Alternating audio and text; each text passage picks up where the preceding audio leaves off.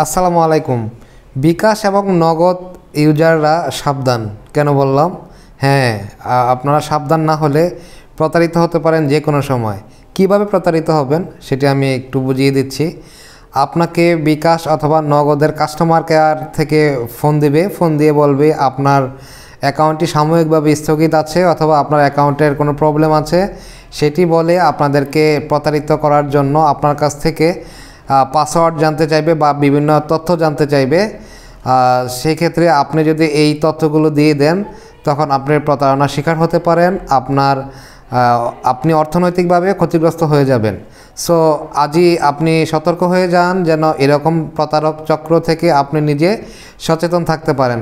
তারা আপনাকে বলতে পারে অনেক সময় যে আপনার একটি ক্যালকুলেটর নেন, ক্যালকুলেটর নিয়ে আপনার জন্ম তারিখটি এখানে টাইপ করুন, টাইপ করে আপনার পাসওয়ার্ডটি আমাকে বলতে হবে না, আপনার পাসওয়ার্ড যোগ করে আপনার জন্মসালের সাথে এখন কত হয়েছে সেই অ্যামাউন্টটি বলুন।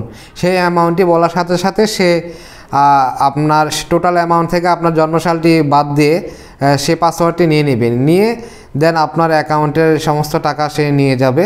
সো এরকম আমাদের অনেক সহজ সরল মানুষ আছে যারা এখনও এইসব জিনিসগুলো বোঝে না, তারা যেন প্রতারিত না হয় সেই জন্য এই ভিডিওটি করা। আপনারা বেশি বেশি করে এই ভিডিওটি শেয়ার করে সবাইকে সতর্ক করে দিন। এবং কিভাবে বুঝবেন যে আপনি প্রতারিত হচ্ছেন সেটি একেবারে সিম্পল বিষয়। সেটি হচ্ছে কখনো বিকাশ এবং নগদ অথবা যে কোনো ব্যাংকিং লেনদেনের ক্ষেত্রে আপনাকে ওই অথরিটির পক্ষ থেকে ফোন করে কখনোই পাসওয়ার্ড অথবা আপনার প্রবলেম হয়েছে এই রিলেটেড কোনো প্রশ্ন করবে না বা এই রিলেটেড কোনো কিছু জানতে চাইবে না। যখনই জানতে চাইবে তখনই আপনি বুঝে নিতে হবে যে আপনি প্রতারিত হচ্ছেন বা প্রতারিত হতে যাচ্ছেন।